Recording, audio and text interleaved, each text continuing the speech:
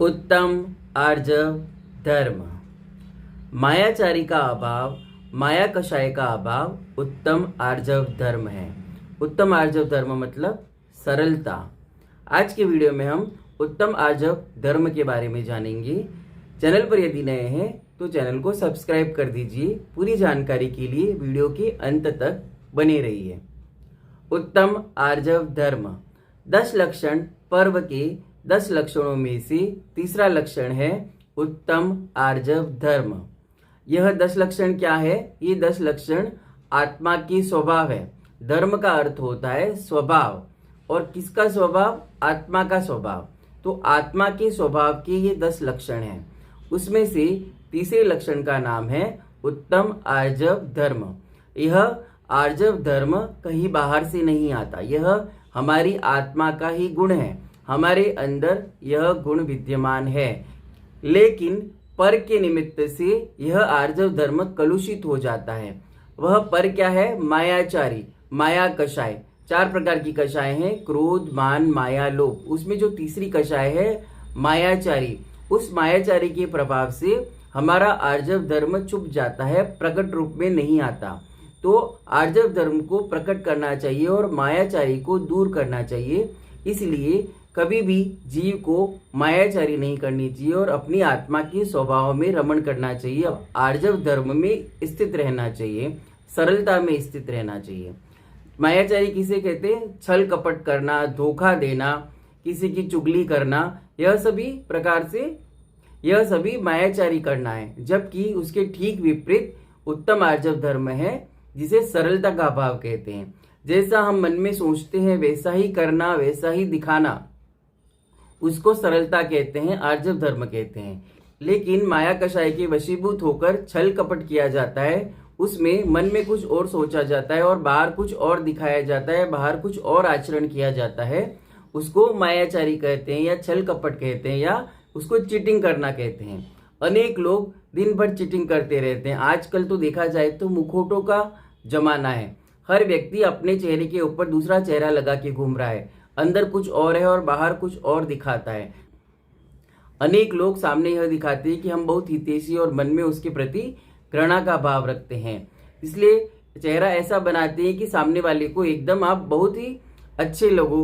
उसको एकदम मीठे व्यक्ति के द्वारा एकदम मीठे मीठे शब्द बोले जाते हैं। मीठा मीठा बोलकर सामने वाले को भ्रमित किया जाता है, उससे छल किया जाता है, लेकिन मन के अंदर बहुत अधिक ग्लानि, घृणा आदि उसके प्रति भरा हुआ होता है। तो ऐसा छल कपट करना मोक्ष मार्ग के लिए बाधक है, सम्यक दर्शन के लिए बाधक है। जीव को सम्यक दर्शन से दूर करता है यह मायाचारी नाम की कषाय। माया कषाय जो है वह सम्यक दर्शन को प्राप्त नहीं होने देती।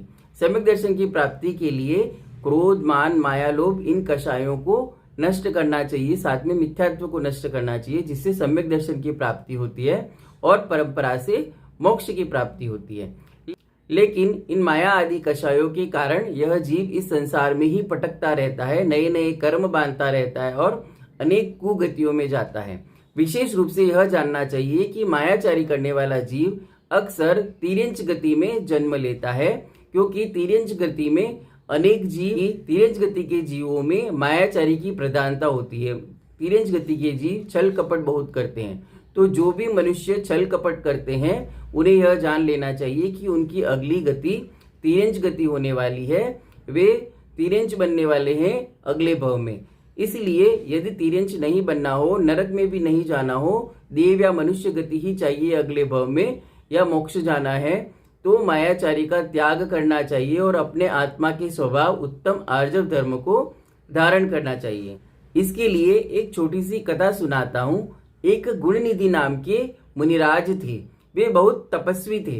वे मुनिराज एक बार एक नगर के पास में एक पर्वत के ऊपर चातुर्मास के लिए पधारे और वे 4 महीने के लिए अपने ध्यान में लीन हो गए, एक शिला पर विराजमान हो गए और 4 महीने के लिए वहां पर तपस्या करने लगे और उनके तप की चर्चा पूरे नगर में फैल गई। उस नगर के सभी लोग उन मुनिराज के प्रति बहुत ही भक्ति भाव से भर गए और पूरा नगर इंतजार करने लगा कि कब इन मुनिराज के 4 माह पूरे हों, चातुर्मास पूरा हो, तो हम इनकी सेवा शुश्रूषा आदि कर सके, इनकी भक्ति कर सके। और उस तरफ उन मुनिराज को तप के प्रभाव से एक रिद्धि प्राप्त हो गई जिसका नाम था चारण रिद्धि। उस चारण रिद्धि के प्रभाव से मुनिराज में वह शक्ति आ गई कि मुनिराज आकाश में गमन कर सकती थी। तो जैसे ही 4 माह पूरे हुए, गुणनिधि मुनिराज ने उस स्थल से विहार कर लिया, आकाश मार्ग से वे कहीं और चले गए और उनको जाते हुए नगर के किसी भी व्यक्ति ने नहीं देखा। और उसी दिन एक अन्य मुनिराज जिनका नाम था मृदुमति मुनिराज, वे मुनिराज उस नगर में पधारे। तो नगर के लोगों को लगा कि ये गुणनिधि मुनिराज ही पर्वत से उतरकर नगर में आए हैं। तो वे उन मुनिराज का बहुत अच्छे से स्वागत करते हैं, उन्हें आहार दान देते हैं और उनकी बहुत ही बड़ी पूजा करके उनका भक्ति भाव करते हैं। तो वे मुनिराज भी विचार करते हैं कि ऐसा क्या हो गया, मैं तो यहाँ पे पहली बार आया हूँ, ये लोग मुझे पहचानते भी नहीं, यह विशेष पूजा किस प्रकार से कर रहे हैं, विशेष भक्ति भाव क्यों कर रहे हैं। फिर उन्हें मालूम चला कि गुणनिधि मुनिराज के तप के प्रभाव से, उनकी भक्ति के प्रभाव से यह पूजा कर रहे हैं और ये मुझे ही गुणनिधि मुनिराज समझ रहे हैं। ऐसा जानकर भी उन मृदुमति मुनिराज ने यह क्लियर नहीं किया कि मैं गुणनिधि मुनिराज नहीं हूं, मैं मृदुमति मुनिराज हूं और आप जिन मुनिराज की भक्ति करना चाह रहे हो वह मुनिराज मैं नहीं हूं, मैं कोई और हूं। इस प्रकार का उन्होंने कोई क्लियरिटी नहीं की। उन्होंने नगर के सामने ऐसी कोई बात नहीं की जिससे यह क्लियर हो जाए कि वे अन्य मुनिराज हैं, क्योंकि वे चाहते थे कि जो भक्ति भाव, जो आहार दान दिया जा रहा है वह मुझे दिया जा रहा है, तो मैं किसी को क्यों क्लियरिटी करूं। तो ऐसा करके उन्होंने मन से कुछ भी बताया नहीं और वे इस प्रकार मायाचारी करते रहे। उन्होंने नगर के लोगों के साथ छल कपट किया, मुनिराज होकर भी उन्होंने छल कपट किया। वे मुनि थे, मुनि परंपरा से वे मोक्ष जा सकते थे या देवगति में जा सकते थे, लेकिन इस छल कपट के प्रभाव से, इस मायाचारी के प्रभाव से उनका मरण हुआ और वे कहाँ गए, तिरिंच गति में गए और एक हाथी बने। तो वे मुनिराज जो मोक्ष सुख को प्राप्त कर सकते थे या देव गति में जा सकते थे, वे इस छोटी सी मायाचारी के प्रभाव से तिरिंच गति में गए, हाथी बन गए। तो इसीलिए प्रत्येक जीव को छल कपट से दूर रहना चाहिए, अपने आत्मा की स्वभाव सरलता या उत्तम आर्जव धर्म के अंदर अवस्थित होना चाहिए, उसमें स्थिर रहना चाहिए। जैसा कि उत्तम आर्जव धर्म का नाम है सरलता, तो उत्तम आर्जव धर्म को कैसे धारण करें, तो यह बहुत सरल है। हम जैसे हैं वैसे रहो, जैसे हो वैसे सामने वाले को दिखाओ, जैसे हो वैसा आचरण करो। हमें कुछ और बनने की आवश्यकता ही नहीं है, हमें कुछ और बन के क्यों किसी को दिखाना, हम जो है वैसा ही दिखें बाहर वालों को। जैसे कहा जाता है खुली किताब की तरह, हम खुली किताब की तरह हैं, जैसा हम सोचते हैं वैसा ही हम आचरण करते हैं, वैसा ही हम आगे दिखाते हैं दुनिया वालों को।